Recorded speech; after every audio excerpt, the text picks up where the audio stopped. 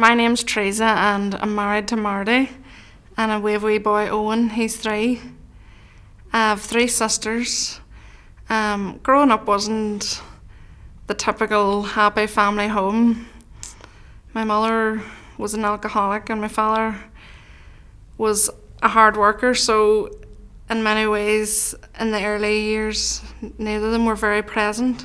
We were brought up in a Catholic home, quite neutral, and so I suppose when we were quite young my mother and father separated and each one of us took it a different way. I suppose would have became a bit of a recluse. Everybody got older, it was just me and Daddy in the house at home, and things at that point were nice because I was his wee girl, and then when I was 15 Daddy went into the doctor's and the doctor told him he had 5 years left to live. So at that point he starts preparing us for life on our own because we've got no brothers, so he starts teaching us how to do things and how to fend for ourselves.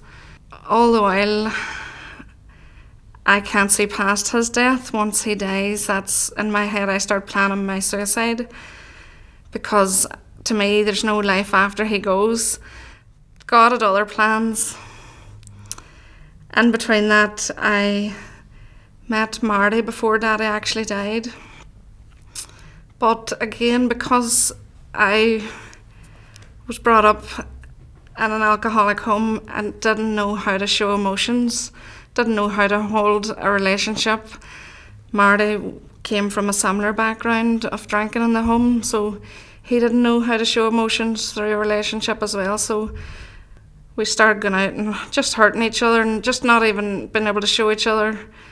We loved each other greatly, but we couldn't show it to one another, so we spent a long time drinking and partying and just hurting each other in general.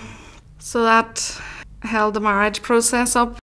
Yeah, so things were okay for a while we were getting married, but there was always something troubling Marty. There was always the elephant in the room, but he never really went into much detail, but he always had this frustration within himself and sadness. We were just like kidding ourselves all along, you know, seeking that happiness. So yeah, after the wedding things are okay for a while, but the frustration's still there and that, and it spoke bits and pieces about his childhood and his past. There'd been abuse and bullying and quite horrific cases, but he didn't really go into details. And I suppose then we decided to do what everybody else does, have a child. So Marty's just over the moon. The pregnancy from halfway in was quite difficult and it wasn't enjoyable because I suppose I would have been distant from my mother. We didn't really have a close relationship. So, and then the birth was really tough, and then when the baby came along, Owen was quite hard. From 0 to 1 was a difficult year.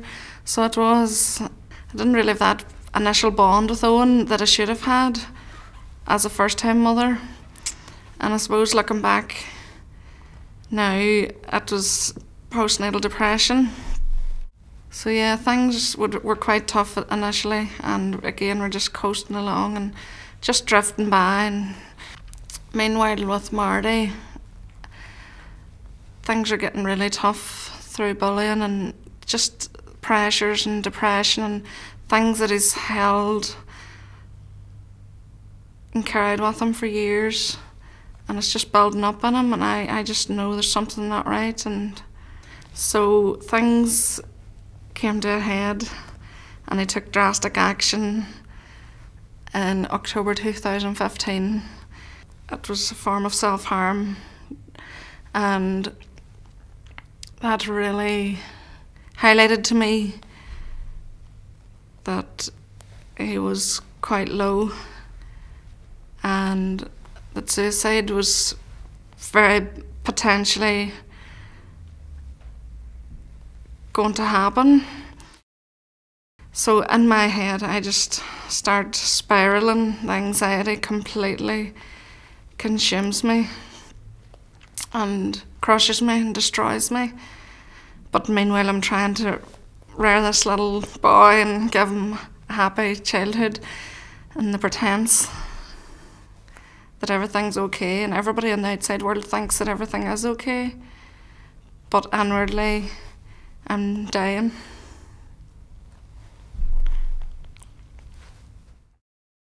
So most of the year 2016 is a blur to me. We were just really at the edge of our cliff. We couldn't go any further, and we were at the end. We just had nothing else to give. So when it came to New Year 2017, I just decided, right, I have to do something. I have to change my life. I'm not living, I'm not enjoying life. And so the first week in the year, I had a breakdown. My sister had been given a hamper from the local church, which had leaflets in it about an alpha course that was beginning. So I thought, well, I need to do something. Things need to change. So I thought, I'll give this a try. So bear in mind, I would have been up to that point a very firm sort of character. And there was no touchy-feely or no hugs or anything I got there. And if anybody came, I had a box, nobody came in to my space. So once I went up the stairs, this little women's group, I was greeted by all these happy, smiley faces and coming running towards me to hug me. And I thought, what's going on here? I'd lost all hope in people and humanity, so I just thought, these people are really strange. This is just not normal. So I sort of leaned out of the hug and gave them a pat in the back, but it wasn't very warm and comforting from my behalf. But something happened. Something changed. Just been shown that we love and embrace. I would have been quite a paranoid person up to that point, and I'd have been judging all these people and labelling them in my own head. But I couldn't have been further from the truth. Yeah, something really strange happened that night. Or well, I thought it was strange at the time. But up to that point, I'd been just trudging along and just felt like I was trailing and dragging, and the weight of the world was on my shoulders completely, just crushing me down. I had a real release that night. I went home to my husband, and I came out to the door, and I was coming in the door bounding and smiling, skipping, just floating around like a feather. Just couldn't believe it. Never had felt like this before. It was totally strange to me. And so he asked me how I got on, and I said, oh, they're all really strange in there. They're all going about with this face-ache smile, was the term I used. And I thought, it just can't be normal. People can't be that happy.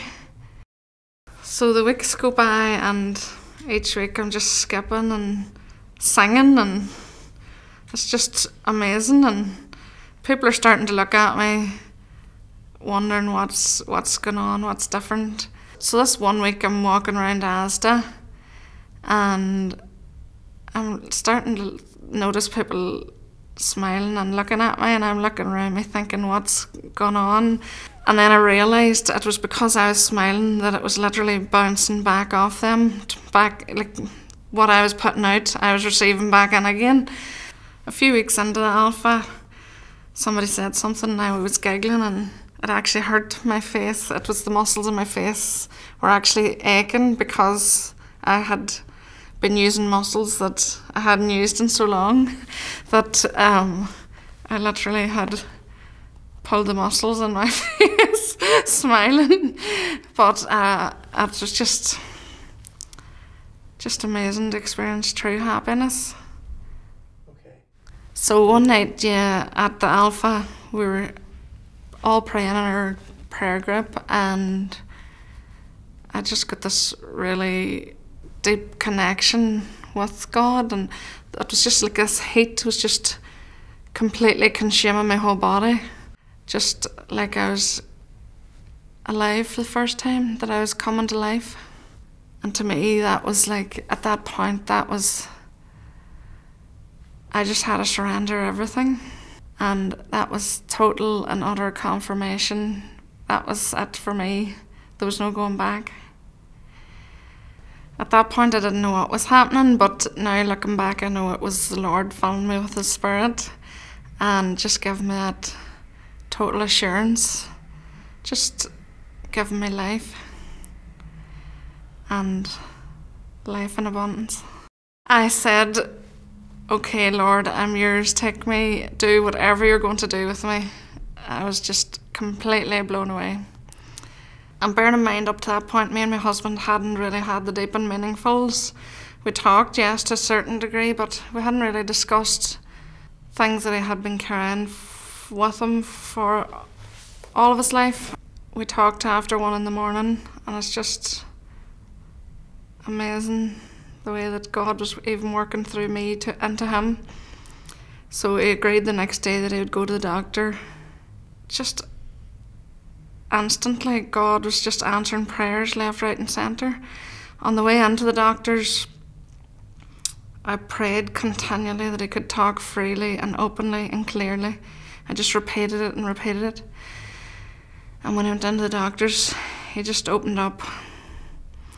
And we were just all sitting there crying tears of joy. Just 40 years of, just at that point, it was like turning on a tap. The words just came out and just flowed out of him. And it was just 40 years of hurt that was just being released, and it was just amazing. Approaching the end of the Alpha course, on this Saturday there was a Holy Spirit Day where we all just came together, and while we were praying that day, I just got this, I was just deep in thought and just thinking about what I needed to release and give over to God. So I just got this feeling in my stomach, like just like an air, and I just had to open my mouth to release it. Again, I couldn't understand what was happening to me because I hadn't really been reading the Bible growing up and things, so it was all new to me. But that Sunday during worship, you just knew that things were happening in the room, and I could really sense this presence, and God just totally set me free from all the trauma I'd been hanging on to. And it was a healing process within that service. He just released everything, and I just gave it all over to him. And that was me, total freedom. That ball that I'd been carrying around in the pit of my stomach for years of dread and illness just was gone. And even some of the words to the song Amazing Grace was just finally making sense to me. I've been just getting the shackles off and having total and utter life and total freedom. And even the next day, reading the Bible, it was just like God was just talking to me. I was reading a verse associating with labour pains, and it was just totally amazed me the way that it just was confirmation that He's there, and that he was walking with me through that journey, and He had me by the hand. He had me in His arms. After that experience, family life just keeps getting stronger and better, and there's a peace and a joy and just a calmness, and just to know that he is there. It's just like being wrapped in cotton wool. No matter what life throws at us, we know that he has a purpose for us and a bigger plan. A few weeks later, I got baptised, and that was an amazing day. I had over 30 of my family were at the baptism, and just getting to share with them and just coming up out of the water, it was like, wow. Just before the baptism, Marty gave his life to Christ also, and family life is just going from strength to strength, and things are really starting to happen, and we're just living life and enjoying life, and his process of getting over past hurts, God's just really been amazing, just allowing us time to heal. I'm just really enjoying getting involved in things in the church. Really have a heart to help other people and see change in other people's lives, the way that our lives have changed and transformed. If you're out there watching this and feeling that there is no hope, just know that there is. There's life and there's hope.